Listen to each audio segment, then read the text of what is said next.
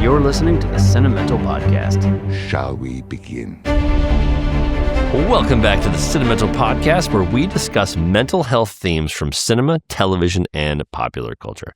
I'm Jeffrey Jones, and I'm a filmmaker and professor, and I'm joined, as always, by my brother, Dr. Joshua Jones, who, as well as being a revolutionary of Legos, is a general and forensic psychiatrist.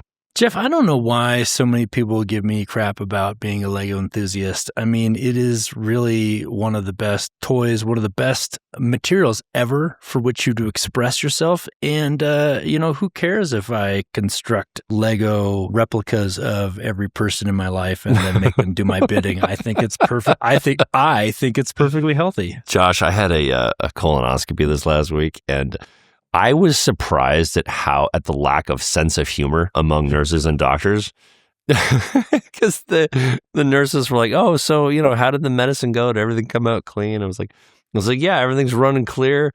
I expected the Lego to come out, it didn't, and they looked at me, and I was like, "I'm just kidding. There's not a Lego in my butt. I apologize." But they did not think it was funny. They did not think anything stuffed up your butt was funny. Jeff, people who work in the medical profession around things like colonoscopies or in the emergency department, they don't have a lot of sense of humor about stuff in people's rectums because they've seen it all. Oh, yeah, that's fair. They've just seen it all. Nothing is new to them. Nothing is shocking. You think it's hilarious. To them, it's a Tuesday. Yeah. It's like someone making a tall joke to me. The doctor did say that, because I asked him, does anybody leave notes on their butt cheeks? And he was like, no, nobody's ever left me a note. But someone did draw a full illustration on their butt cheeks. And I was like, that's awesome. And I was like, can I get that guy's number? I want to hang out with him. But he was like, no, there's HIPAA laws. So I was like, all right, fine. All right, let's get started, Josh. We got a great show. Great show today. We are talking about One Battle After Another, the new P.T. Barnum film. No, I didn't get that right. The P.T. Anderson movie starring Leo DiCaprio, Benicio del Toro, and Sean Penn, about a revolutionary father trying to reconnect with his daughter after he is discovered alive and well 16 years after his revolutionary ways. Great film, Oscar contender. Josh, you dug this one. You did not like Severance. That was our last episode. You dug this movie, yeah? This is a fantastic movie from top to bottom. I mean, Yes, it stars those three actors. We got to say Tiana Taylor's obviously in this one. She actually won a Golden Globe for her performance. Yes. This won a Golden Globe for Best Comedy. I can't wait to talk about that. Blows me away. Yeah, and ask me about that later, Josh, because I have some notes. I have some thoughts on that. I was annoyed at first. I'm actually come around. You know what, Jeff? Funny enough, I did a deep dive into that as well. I've come around too, but I think it's pretty hilarious that this won the Golden Globe for Best Comedy or Musical. I assume that this was the musical category because of all the great dance numbers in one battle after another. But no, this was a fabulous movie. It touches on so many different themes in mental health. Right. It touches on almost every conflict that we go through throughout the lifespan. I love this. I can't wait to dive into it. Is that enough of a tease, you think, in terms of mental health, or do you want to talk about a couple more mental health topics we're going to get into specifically? Well, we're definitely going to talk about resilience. I mean, that is inherent in the title of the film, One Battle After Another. Yep. We're going to talk about some diagnoses or surprising lack of diagnoses among the main characters. Not a surprise now, thanks. Spoiler alert from Dr. Josh. Nothing to see here, folks, if you tuned in for that. We want you to start your week off right, so that's why we let's just go right to our outro, I guess. I think those are the main themes, Jeff, so let's dive in. Yeah, let's do it. You started to do my next bit, which I appreciate. We want you to start your week off right with our podcast, so we drop a new episode every Monday morning at 9 a.m. Eastern. You can listen to us wherever you get your podcasts, or you can watch our hottest, spiciest clips and full episodes on the YouTubes. Okay, Josh, I do want to dive in, but I want to just mention something because it's in the podcast world really quick. And, that's a world that obviously, you and I have been in for a year now, which I think is amazing. You mentioned the Golden Globes. Golden Globes happened. Golden Globes had a category this year for Best Podcast. We were not nominated. I didn't feel like we were particularly snubbed yet. That is something that I would like to win in the future. Amy Poehler's podcast won. And I just wanted to say, It's an absolute travesty that her podcast won. It's one of those things where like award shows and especially Hollywood needs to be really careful about how much they love themselves. There are some incredible podcasts out there that talk about some really well-researched stuff, and they take very like just esoteric issues and bring them to the forefront, and they do them really well, and they're produced really well, and there's some great narrative podcasts. The world of podcasts is so big that to give this award to just one of their own for essentially having I'm going to sit here and hang out with my friends podcast, which is what her podcast is, it just felt like shortchanging the industry of podcast. And it felt like shortchanging the tremendous amount of work that goes into making a podcast. I understand that everybody and their brother now has a podcast, and a lot of them are just like, hey, let's hang out and talk with our friends. We try and do a little more than that. You bring your mental health expertise. I bring my film expertise. But there's some incredible podcasts. And so to give this award to Amy Poehler just felt like Hollywood kind of, jacking itself off. And I thought it was lazy, and I thought they could have done better. It's like when Argo won for Best Picture. I was like, oh, yeah, a movie about making a movie. Hollywood saved the day, Oscar. It's just ridiculous. You and I have talked, throughout our lives, throughout our careers, about how much Hollywood likes to fed itself. I mean, I don't really have a problem with that. You guys are the ones who are voting. I don't really have a problem with that. I actually haven't listened to the Amy Poehler podcast, so I don't think that I can throw any stones at it. What I will say is that, I listen to a lot of podcasts. This is America, Josh. You can throw stones at whoever you want, whenever you want. I choose not to. How's that? Yeah, I'm above that. But what I will say is I do try out a lot of podcasts, and the two that I listen to regularly that I think are just wonderfully produced, and we'll shout them out here, is the Morbid podcast, which I've listened to since before the pandemic. Yep. They're just fantastic, true crime and supernatural, and they do a wonderful job with that. And then Strict Scrutiny, which is a podcast about the Supreme Court and the legal culture that surrounds it. It's how I get my news, actually, of what's going on. Those two, I think, were omissions and should have been at least nominated. Agree. Morbid's great. So is the other one.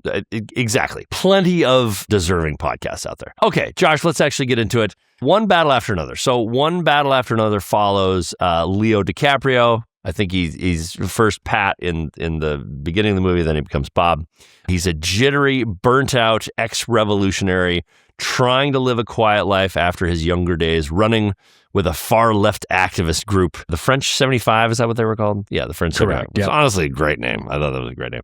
Years earlier, Leo and his lover Perfidia Beverly Hills pulled off dangerous, chaotic operations against the system until one mission puts them on the radar of Colonel Stephen J. Lockjaw, a ruthless lawman who becomes fixated on Perfidia. When Perfidia gives birth to their daughter and spirals into postpartum depression, interesting. I didn't think that she spiraled into postpartum depression. So we're going to talk about that, Josh.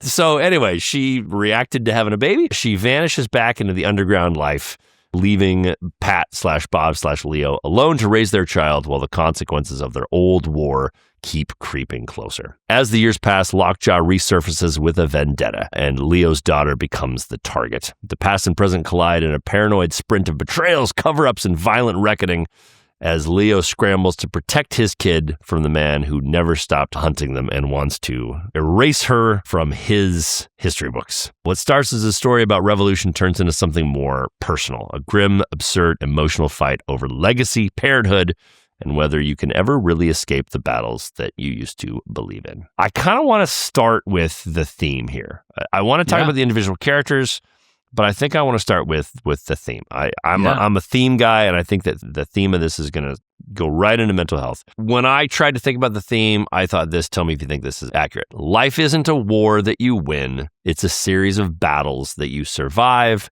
learn from, and adapt to. We will never stop fighting the battles. Life is one battle after another. And the people who can adapt are the people who survive and thrive. And if you don't adapt, then you lose and become a part of the system. Do you think that's pretty close? I think it's 100% accurate. I think it's right on the nose. I think it's a little too on the nose. That's one of the things I loved about this movie is how on the nose it got with the theme, with the characters' names. I like to soften things. I wouldn't call everything that you experience in life a battle. But I can see why you would call it that, and especially these characters called it that.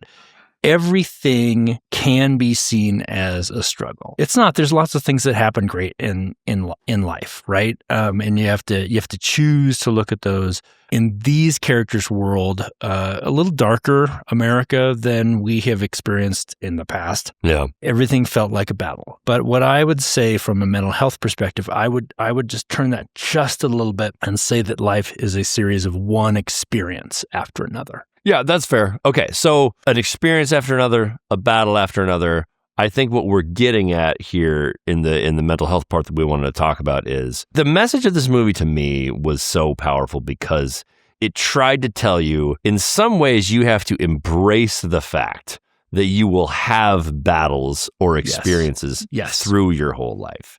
Yes. And I immediately thought of a word that we've talked about before, and I love to talk about, and so we're going to do it again, is resilience. Correct. Because we gain resilience in going through the battles and going through the experiences. We don't necessarily maximize our learnings for future battles. And I think that if we can pay attention to how to build some resilience and be mindful of how to build our resilience, we're going to end up being a lot more mentally healthy down the line. So I kind of just want to turn it over to you with the word resilience and have you go. But Josh, how do we healthily build resilience, and why is resilience so important? Resilience is so important because it allows us to bounce back from unforeseen problems, traumas even, battles and move forward. Yeah. And I think that's really what you picked up from this movie is that these folks had a series of traumas, one after another, and kept putting their foot forward,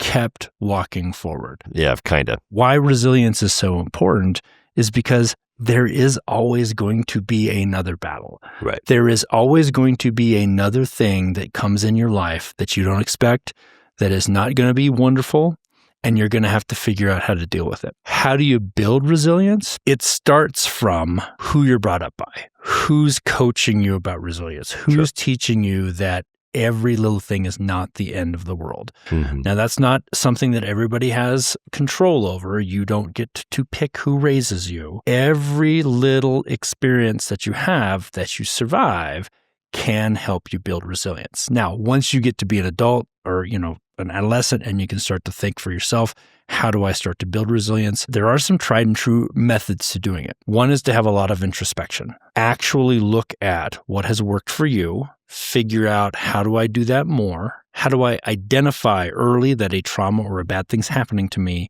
and use those tools as early as possible? Is that a matter of trying to put yourself in uncomfortable positions? Is it going that far? At least thinking about them. Yeah, at least thinking about them. And if you avoid every uncomfortable position, you are not going to understand how to cope with those. You and I have talked about this concept several times on this podcast about bullying. Right. And of course, bullying's bad. But I will also say that if you don't understand, if you haven't experienced bullying until you're like in your 30s in the workplace, and somebody picks on you and you have never experienced bullying, you are not going to understand how to deal with it. You're not going to understand how to identify it, and you're not going to understand how to deal with it. So while, of course, we don't want people to be bullied, you do have to understand what your responses to it are. You do have to build some resilience to it so that you can tackle it later in life. This is sort of, what I'm getting to. What was the episode that we did? I mean, you did a really good deep dive into like the ways to make yourself more resilient. Jeff, we've had so many great episodes. It's so difficult to understand. And this really the Golden Globes voters should look back at those. I agree. I completely agree. I think my message to people is you need to actively be building your resilience. It's not just a matter of like developing the skills to be like, all right, if something hard happens, then this is how I'm going to react to it. Man, I completely disagree with that. There are some wars going on right now. There are some actual wars, and then there are some mental battles happening. Like everything that's happening with ICE, I think it's a lot more serious than other people do. There are some real hard times possibly coming. We need to build our resilience so that we can, survive these things. I'm a big proponent in building resilience. And I'll give you an example of how I have chosen to try and build my resilience. Josh, I've taken up cold plunging and I've been doing it for, about a year. And it's just one of those things that, 30 and 40-year-old men take up, like Wim Hof breathing. And it's just one of those things. But I love it. I absolutely love it. And part of it is I know what the worst part of my day is going to be. And so if I could just get through that 6 minutes, then everything else doesn't seem that big of a deal because I know what's going to hurt the most that day. And I've grown to love the hurt. And it's my own little way of just building a little bit of God, I really, really don't want to do this, but I'm going to do it anyway. And it's just a good sort of daily reminder to me to be resilient, be disciplined. Yeah, I think people need to really take a look at what does make you super uncomfortable, and then do it, and then keep going, keep moving forward. That's my take on resilience and the importance of it. Well, Jeff, another thing I think we all need to do when we're talking about building resilience is that we need to acknowledge that uncomfortable and bad stuff is going to happen to us. Right. There are really only two universal experiences for people, birth and death. And Sure. everything else in between is pretty variable. Except it's really not. Almost all of us are going to experience the death of one, probably multiple loved ones. Right. Right. We need to talk about that. We need to talk about, hey, how do you prepare for that? I don't think we do a very good job. The closest thing that we do, oddly enough, to help prepare youngsters for dealing with the death of loved ones is have pets and to Sure. deal with what happens when a pet dies and Sure. then apply that to what happens when a loved one dies. But I think we should talk more about what that's like, what that feels like, Yeah. and then what you do about it. That's one of the mostly universal things that happens to us. Sure. We need to talk about, we need to discuss, we need to plan for what happens when bad stuff happens to us. We've talked about this before when we talk about dealing with trauma, and especially when we talk about soldiers or first responders dealing with trauma. They drill, Right. drill. The same thing can happen here for Right. resilience. Right. Agreed. If you challenge yourself, at least think about it, at least plan, write stuff down, talk Yeah. about with others what you're going to do. That also helps build resilience. Yeah, I don't think I learned this from an agent. It's just something that I think I did kind of naturally, but this is one of those things that I taught my junior agents when people became an agent. But I was when you're about to enter a negotiation, you need to pre-think about every angle that they're going to take so that nothing catches you off guard and so that nothing flusters you. Because the worst thing that you can do is to get flustered in a negotiation. Even if you ultimately are that makes me really mad and I'm going to say no, the fact that you got flustered is on you, and it shows that you're not necessarily at that other person's level, and they're going to take that out on you. When you go to buy a car, you're giving away pieces of information when you're getting flustered. So role play these things. Interactions that you're going to have, role play them. That's to your point about talking about these things. Absolutely, we need to, talk more and discuss. Especially as a parent, Josh, we need to let kids feel the hurt instead of telling them not to do something so they won't get hurt. That's the biggest one. And sometimes it sucks because I remember a couple of days ago, Winsy was doing something and I was she's going to fall. And I was do I let it happen? I was she's not that high up. I think I'm just going to let her fall. And she did. And she got really scared. And I was all right, tell me what happened there. And she actually learned why we're not supposed to do that. It's a much better way to learn than just being told, don't do this, don't do that. I'm ready to move on from resilience. We have a ton to talk about.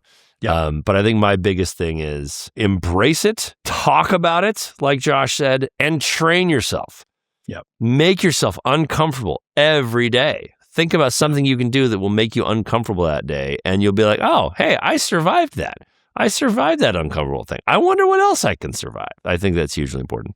This kind of has to do with resilience. It more has to do with the theme of the movie, Josh. But I thought this was absolutely fascinating of a take. And this comes from both One Battle After Another and from Vineland, which was the Thomas Pynchon novel that this was based on. He makes a really good, both P.T. Anderson and Thomas make a great point about there's these two battling factions between the revolutionaries and the corporations, between the haves and the have-nots, between the machine and the people, the man and the people. One of the themes I thought was really fascinating is the dulling of the revolutionary that happens at the hands of the corporate giants. The corporations give us things to dull our desire to be revolutionaries. And they do it through entertainment, our cell phones. They make it by making our lives easier.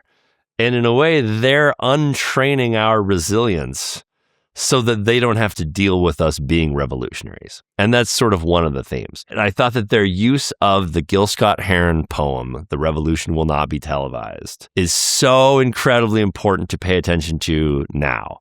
I can't remember when that was written. I think it was the 60s. Was that poem written in the 60s? Anyway, it was a long time ago. "The revolution will not be televised." They used the quote many times during the movie. The reason it won't be televised is because once it's televised, it belongs to the corporations. And I see this all the time with social media, where you have these people who get on social media and they want to rail for a cause. And then they start to get a little bit of clout. And all of a sudden they're doing it for the clout. They're doing it because they love the fame. And all of a sudden they're not a revolutionary anymore.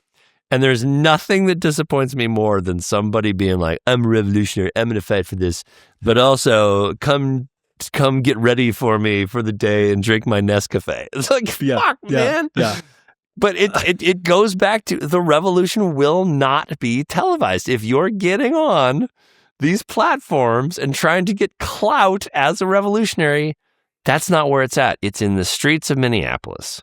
It's getting out and protesting and getting out and going to community meetings, making phone calls, to your representatives. It's the not sexy stuff that's the actual revolution. And that's part of the messaging of this movie that I think got a little bit lost. But I think it's true. The revolution will not be televised. And if you're televising it, you're probably getting it wrong.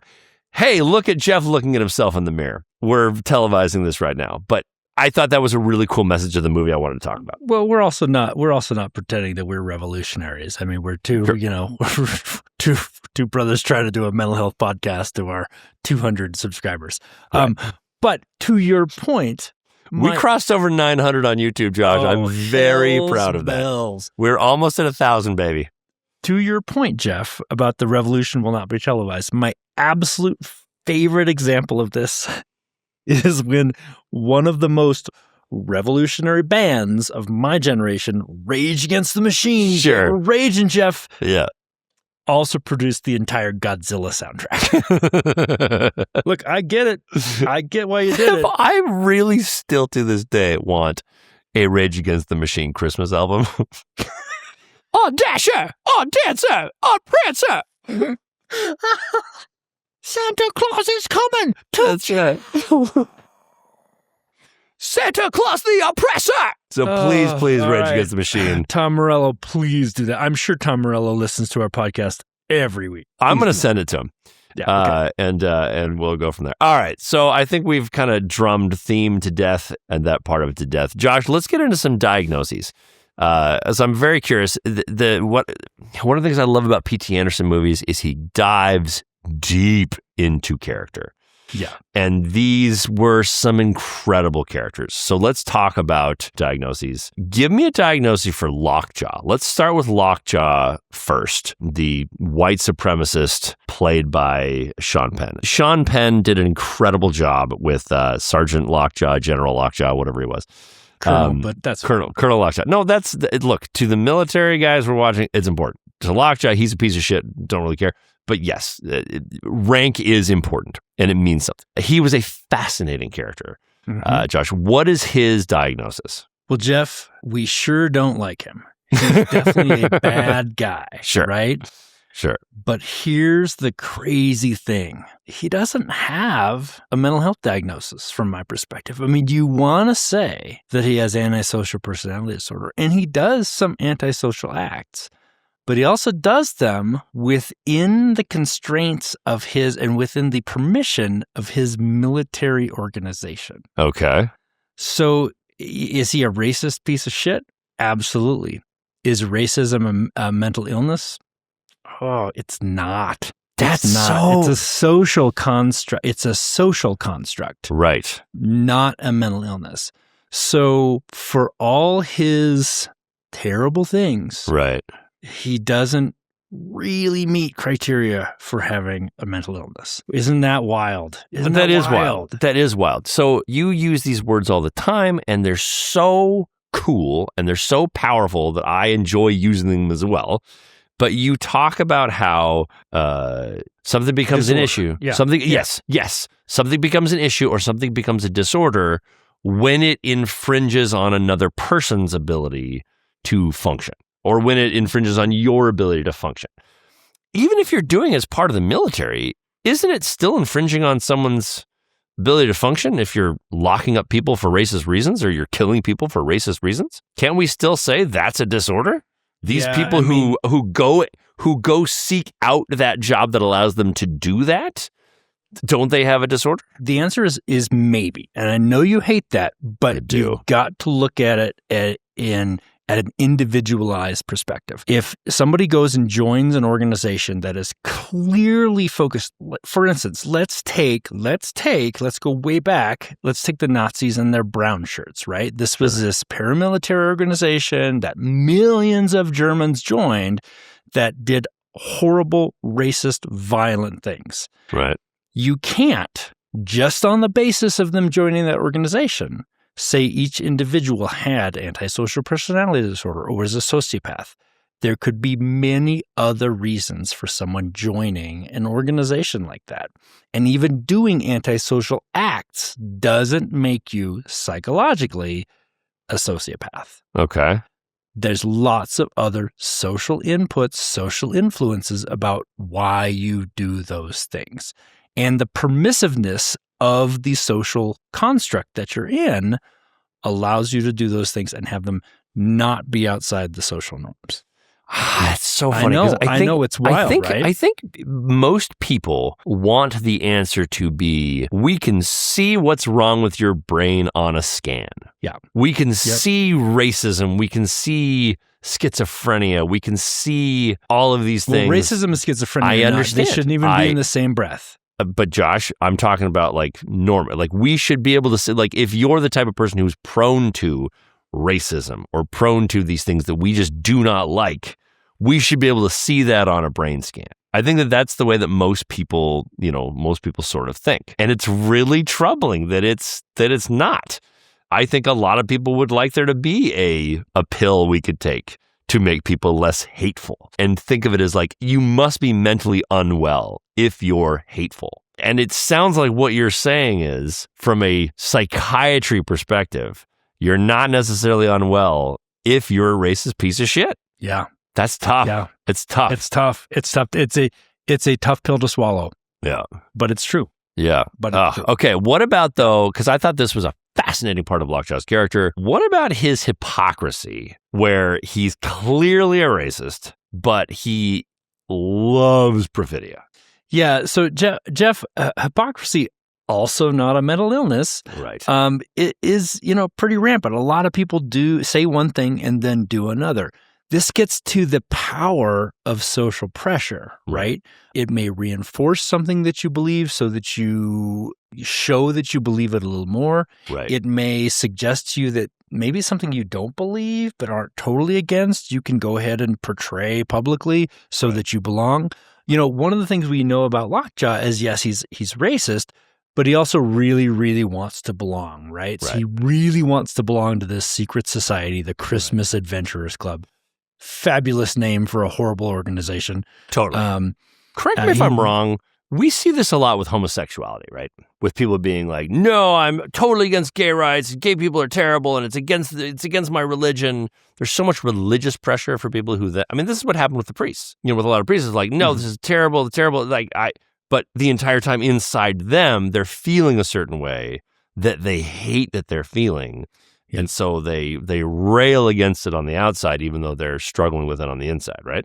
And we definitely used to see that a lot more. And I think, to your point, as it has become more socially acceptable to be outwardly gay, Right. you see that kind of dynamic probably less and less. I would say it's incredibly healthy that we're seeing it less and less societally. For Lockjaw, he's got this persona that he does believe. I mean, he has just an inherently racist job to do as part of the military organization that's locking up migrants who don't look like him. Which when I watched this movie seemed like, oh, that's, obviously a dystopian future. And then cut to 6 months later, and it's exactly what's happening with ICE. I mean, this was incredibly prophetic in that way. Yeah.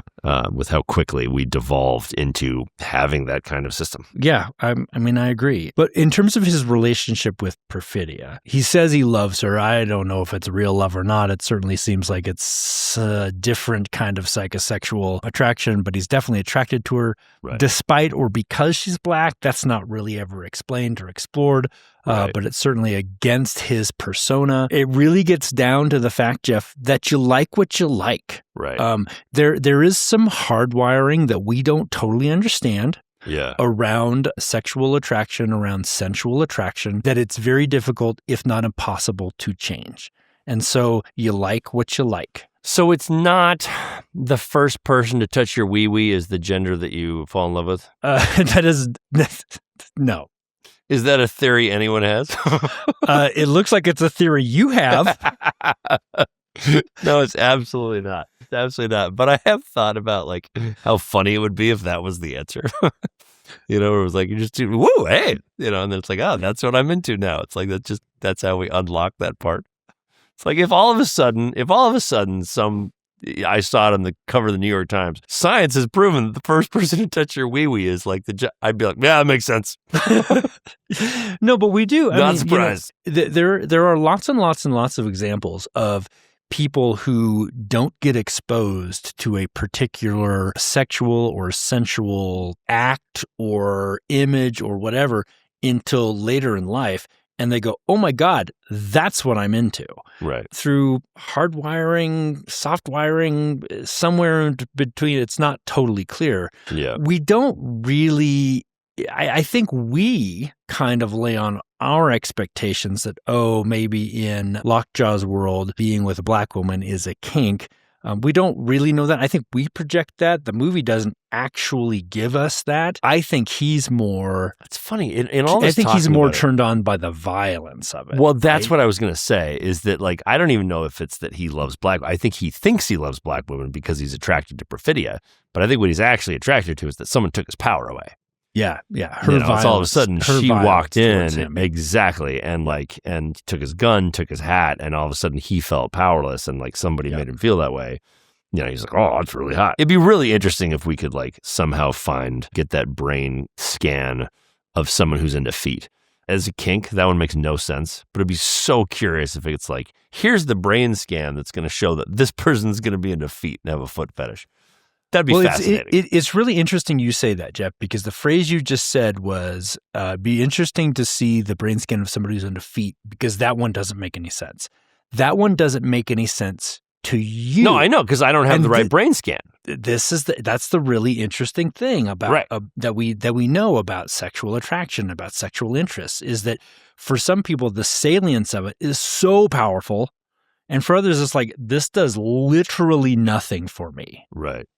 Is there a kink that you like just completely don't understand? That I don't understand? Yeah. Like aside from like scat stuff, or is there a kink that you're like, a better question is like, what's the weird kink you have that you're like, oh, that's kind of hot? So to answer the question I'm going to answer is, the one that I just don't understand. I mean, I guess there's lots that just don't do it for me. In one of my previous clinical roles, I was the medical director for a sexual behavior clinic. So I was exposed to people who had a lot of, interests to stuff that just don't do it for me. Yeah. So I guess I can't say that there's one that What's the weirdest one you've seen? The weirdest one I've seen? Yeah. And the other really cool thing about this is lots of them have been named. So there's one called clismophilia, where people are just so turned on to having enemas. That one is, interesting. Yeah. It doesn't really do it for me. diaper fetishes where people Oh, are that's so really gross. excited That's- about I wearing don't want to diapers. think about it. All right, let's move on. Well, don't ask me these questions then if you don't want the answers on your podcast, Jeff. Josh, I was experimenting and discovered that I didn't like that one. I didn't like that question, and I don't want to think about it. I don't want to think about the things you've seen.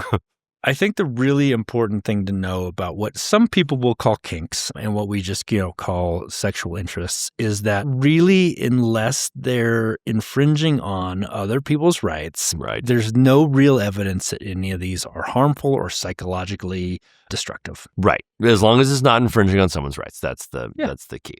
That's the key. Yeah, that's the key. Okay, so let's talk about the diagnosis for Leo DiCaprio here. Well, I mean, Bob's strict psychiatric diagnosis would be cannabis use disorder and alcohol use disorder. Sure. And he has used these substances to numb out from what's probably PTSD, although he doesn't really give us a ton of display of symptoms. So I'm really extrapolating based on just all the kind of trauma he's probably experienced.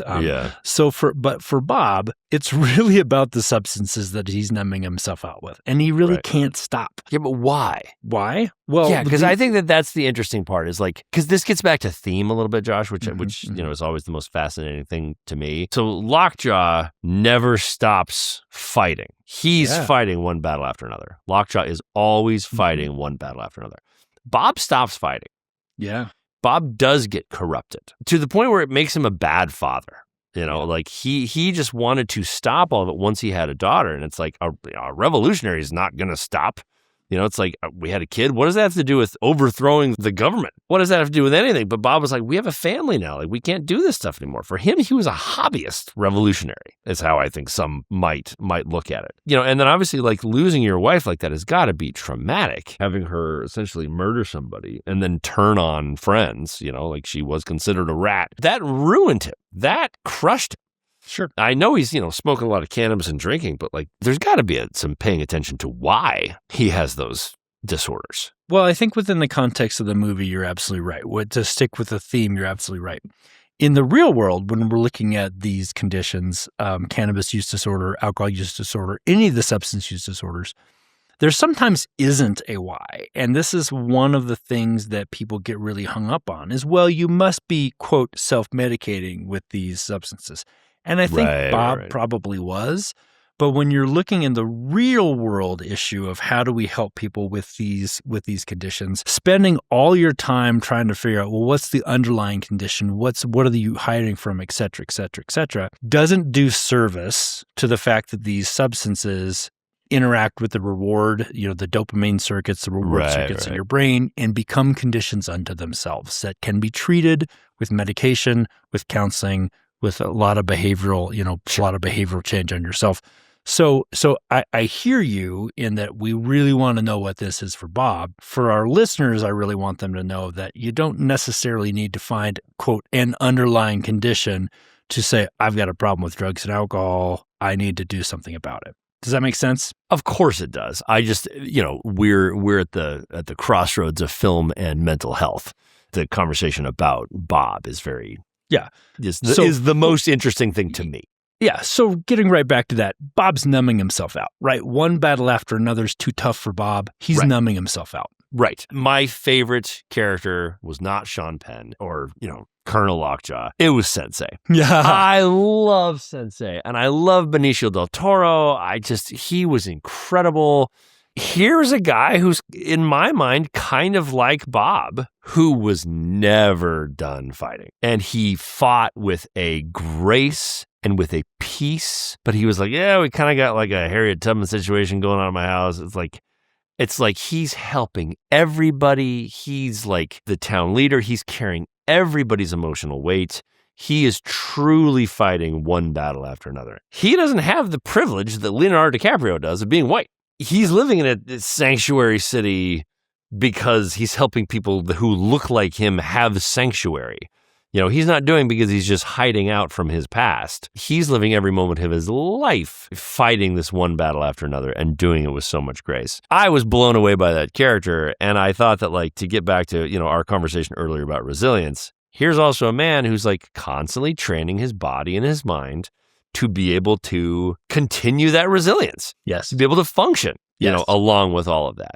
Yes. And even when Bob gets captured, it's like, all right, well, let's figure out how we can, help him out. There's a great moment at the end where he gets arrested and he kind of dances back to the guys. And I saw an interview with Benicio del Toro talking about that. And he's like, I just feel like Sensei would in that moment sort of make it his own moment. It's like, I am getting captured, but this is who I am, and I'm going to have a little say about it. And so he puts his hands up and sort of dances.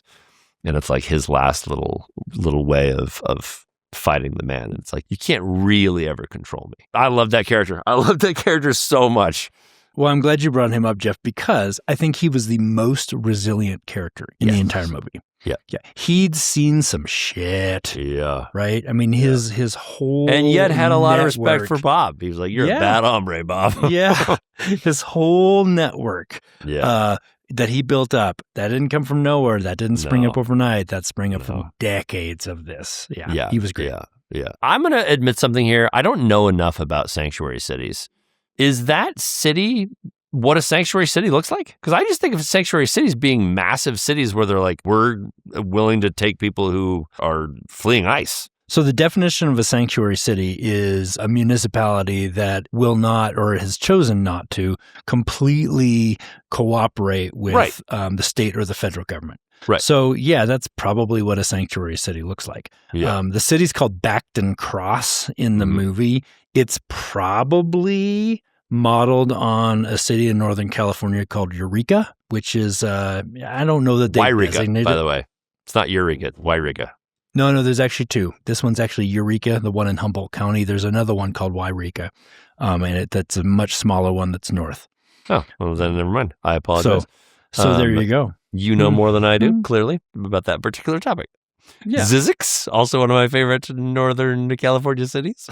ZZY. How do you spell it? Yeah, anyway, ZZYZZX is, I think, the name of the city. Great one. Also, Zizix Road, probably the least successful movie of all time. I just always think of Geely.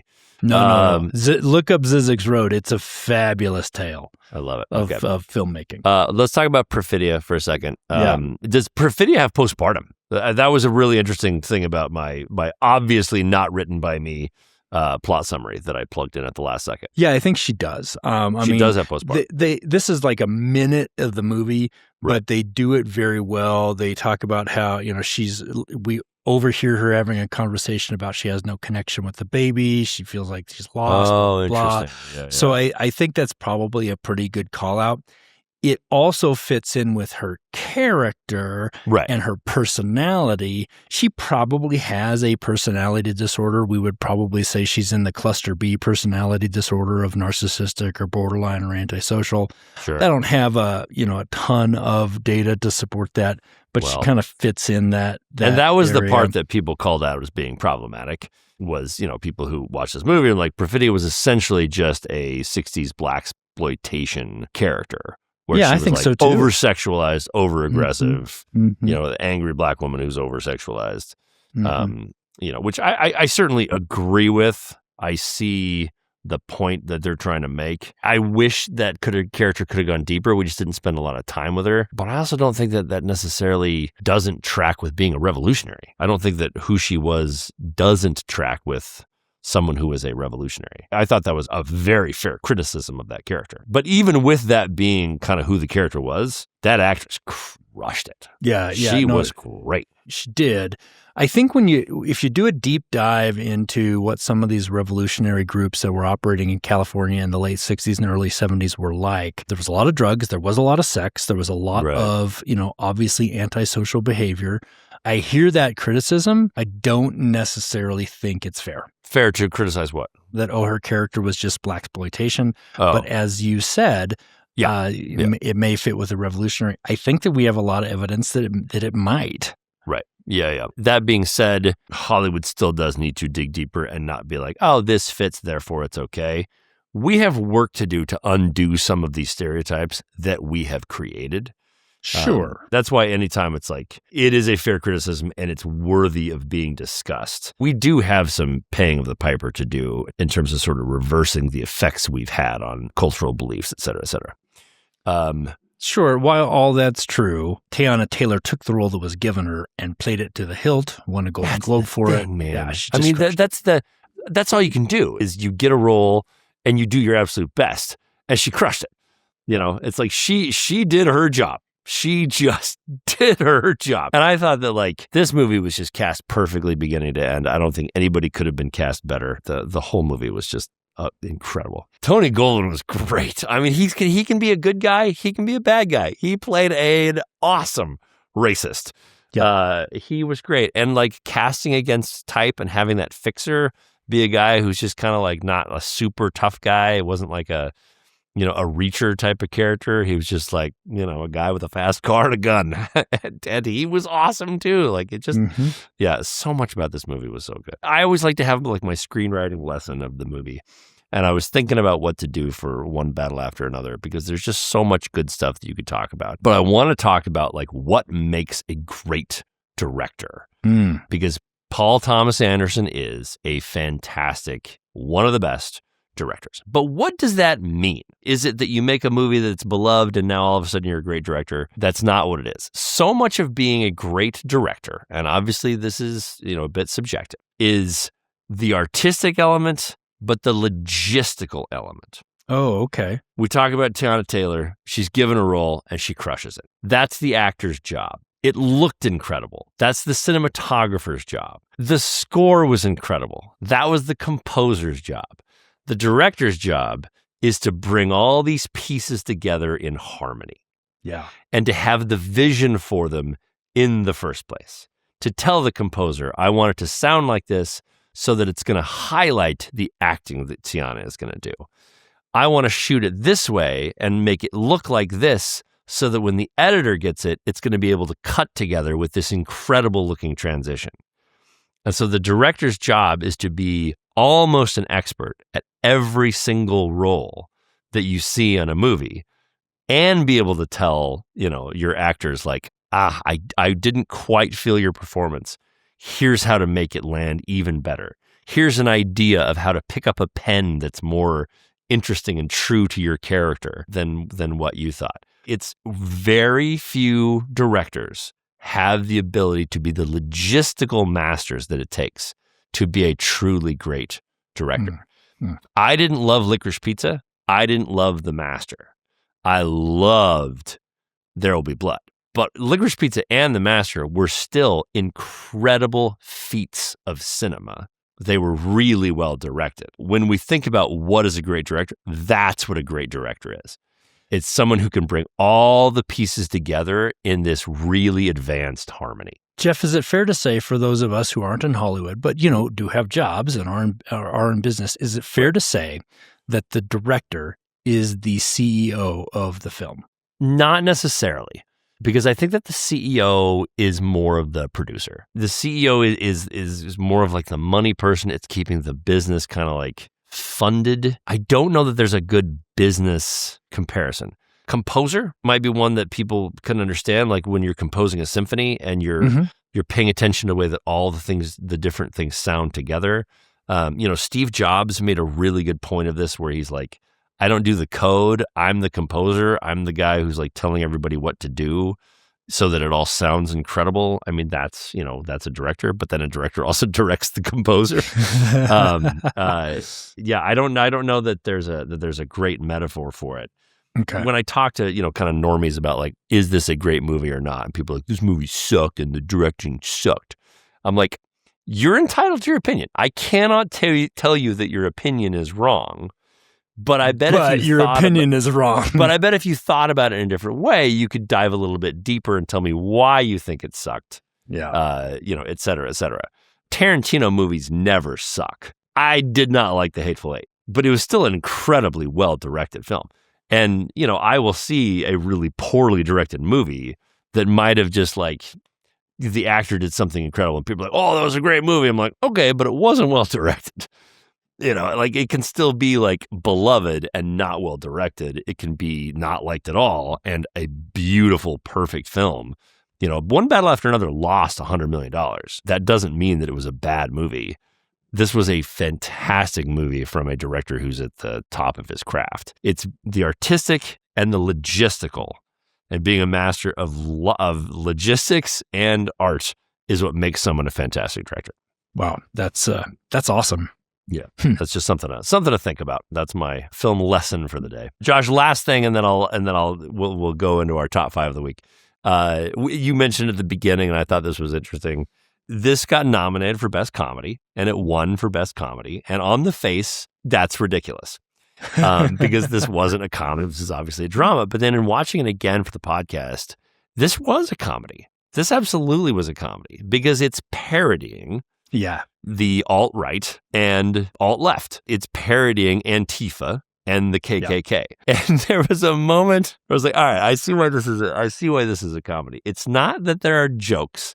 It's that the characters are so well parodied. And there's a moment where Leonardo DiCaprio is calling on the phone and he's talking to the revolutionary and he doesn't know the time. And both of the characters are so true, but so ridiculous. It's like, no, that is what makes a great comedy, is the characters are so just funny on their own. But the guy says, like, well, if you'd have paid better attention to your revolutionary handbook, we wouldn't be having this problem. And it's like, that's hilarious. Right. It's a revolutionary who's so stoned he can't remember the codes. That's really funny. And there were so many of those moments in this movie where it's like, yeah, even though Leo is like having this meltdown, and the meltdown is dramatically true, it's still ridiculous and therefore funny. But they're acting it so honestly that you think it's a drama, and it's like, no, this is a comedy. This was correctly labeled as a comedy. Right, because it's a satire, and that's what I figured out. I had this problem a few years ago when The Bear won, I think, several back-to-back awards for Best Comedy. And I'm like, that's not a comedy at all, but it's a satire. And I guess that's what I finally picked up this year. It's a comedy in the same way that, William Shakespeare's comedies were comedies. They're satires. Right. And that's what we've got going on here. And so in that vein, I absolutely see it. Yeah. I think Begonia was also nominated for Best Comedy or Musical. Yeah. It's a satire. And so that's where they're going. And so from that vein, absolutely. This is a great satire. It is brutal.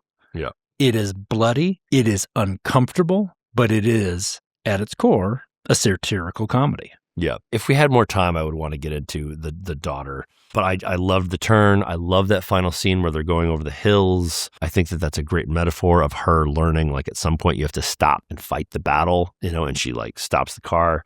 I thought that was just a brilliant plot story convergence. I loved this movie. I loved it. I loved watching it again. I would watch it a third time. I'm thinking about, seeing if my wife wants to watch it and just, really just studying it frame by frame. But I loved it. All right, Josh, let's get into our top 5 of the week. This is a top 5 that is inspired by my absolute disdain for the person who is Sean Penn. I think he's gross. I think that he's always been problematic. I think that frickin' interview he did with a drug kingpin back in the day was so tone deaf. I'm just not a Sean Penn fan. And he crushed Colonel Lockjaw. He crushed it so hard. And I'm like, I want him to win every single award. And so my top 5 this week, Josh, and this is absolutely a list no one asked for. It's my top 5 list of actors I just don't like who give incredible performances. Yeah, Jeff, what a great topper for the list. I'm sure that I'll think of some to add on there. Before you get into your top 5, Jeff, do you have any honorable mentions? We're just going to say Sean Penn is my honorable mention because he doesn't make my top 5. Okay, we'll get into the list. All right. Well, so with that, Jeff, what's your number 5 actor who you do not like, but who crushes roles? We're going to go with the category here of Nepo babies. Okay. I just hate Nepo babies. I absolutely hate them. I don't have any problem with you being a Nepo baby. It's the issue of then saying like, oh, I got this on my own merits. No, you should lead every conversation with, I'm so incredibly blessed to have been in the position where I got these opportunities because of my parents. Just say that first. Just acknowledge that. That's all we're asking. But unfortunately, some of these Nepo babies can act. Ben Platt, Maude Apatow, Maya Hawke, they just crush it. And it's like, God damn it, I want to hate you because you're so like just unaware, but then you're great. And I want to watch everything you're in. Scott Eastwood does not fall in that category. I think he's absolutely a terrible actor. And you know, a Nepo baby. So I love hating on Nepo babies. Kirsten Stewart, I think, is another Nepo baby, but just a great actress. Dakota Johnson is like a Nepo baby, but I'll see every movie she's in. So Nepo babies who can act just drive me nuts because I want to hate them, but I can't. Okay. That was like 5 people right there. That's a great call out, Jeff. That's a great call out. But let's move on to number 4. Number 4 is Shia LaBeouf. Man, Shia is just so punchable. He's so annoying. And I'm not surprised if all of a sudden TMZ's got like, you know, video of Shia LaBeouf like crapping himself in a cab and throwing it out the window. Like he's just always doing stupid stuff in public. He's loud, he's obnoxious, but god damn, he delivers a great performance. I loved him in Fury. I loved him dating back to Transformers. He's always picking interesting projects. And it's like, I can't stand Shia LaBeouf, but God, he's a good actor. So you were a big Mutt Williams fan in the 4th Indiana Jones movie? No, I also don't think that was his fault. No, I couldn't. I hated everything about that movie, but I don't think that was his fault. I mean, I'd throw that one at the feet of Spielberg. Okay. All right, Jeff, number 3. Okay, so number 3, and this is a weird one, Josh. This is a very weird one because he's not a good actor in any way, shape, or form. I just love him in his movies, but he's such a problematic person, and I'm going with Steven Seagal. Steven Seagal is a joke of a human. He's a joke of a human. But when I was a kid and I watched Under Siege and I watched Hard to Kill and Marked for Death, those were my favorite movies ever. I could watch Steven Seagal give someone a wrist lock and to a keto flip over and over and over. And so he's an awful person who is not worthy of any sort of compliments. God, I love Steven Seagal movies. I can't help myself. Under Siege was a great movie. It was a formative movie. It had Tommy Lee Jones. It had the Nick Nolte knockoff. Gary Busey. What's his name? Gary Busey. Yeah. Erica Eleniak. It was a great movie. And it started the whole trend of he's a chef, but he's really a CIA agent. You know, I think in the next one he was a firefighter, but he was really ex-Delta Force. Yep. You know, it started that whole like, whoopsie. You know. All right, Jeff. Number 2. So number 2 is Kristen Wiig. And I don't hate Kristen Wiig. I don't have any real issue with Kristen Wiig other than the fact that people on SNL who break bug me. And Kristen Wiig's whole thing on SNL was that she always broke and then was like, oh, I broke and it's so funny when we break and we smile and we giggle through sketches. No, I like perfection. I like people to be unbreakable. I want the Steve Martins of the world. And so she drove me nuts when she was on Saturday Night Live because she broke all the time. And then she'll go make a movie and I'll be like, gosh darn it, Kristen Wiig's delightful in everything she does. And so I don't like her because she breaks on SNL, but I love her performances. So Kristen Wiig, you're number 2. Let's go with your number 1 actor who you do not like, but they crush the roles. So I'm going with Jesse Plemons. Oh, good call. I don't even know that there is a reason to dislike Jesse Plemons. He just creeps me out. He's so creepily awesome in all of his roles, and that carries over for me that like he's probably just a creepy guy. And so I see like someone says Jesse Plemons, I'm like, oh, Jesse Plemons. But Jesse Plemons, he does crush it. And he's so good, Josh, in everything he does. Mm-hmm. He was so scary in Civil War. He was so scary with his role as Todd in Breaking Bad. He's amazing. But he picks these roles where he's just this really ugly, dark, awful character. And so that carries over to how I feel about him. But then he crushes these roles. And so, Jesse, you're unfortunately my number 1.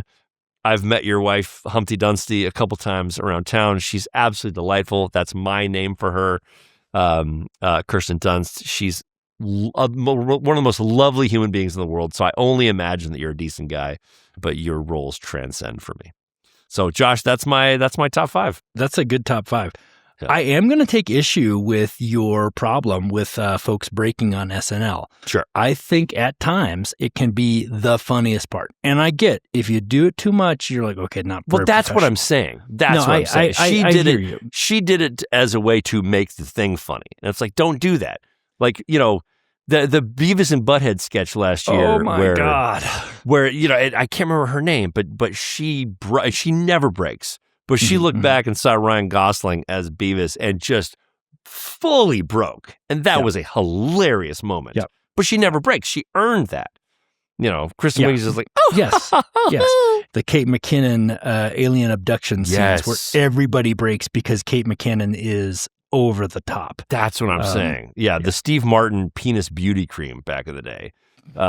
People walked out onto stage, looked at Steve, started to break, and just walked back off stage, knowing that they were not even going to be able to get through their lines. And Steve was just kind of looking at them, and then we'd go right back to continuing the sketch. And it's like unbreakable. Those are my rock stars. Okay. All right. Well, anybody you don't like, Josh? Anybody you want to throw in there? Anybody that sort of was inspired for you by my list? I was trying to come up with one, but you kept hitting every note.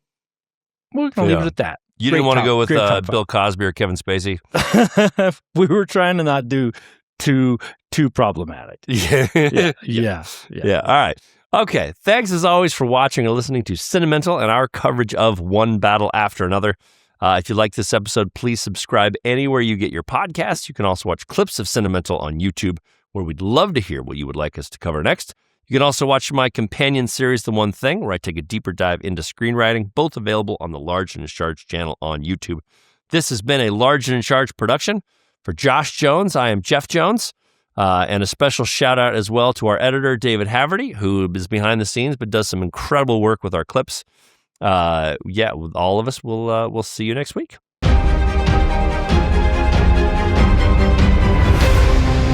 I want you to hit me as hard as you can.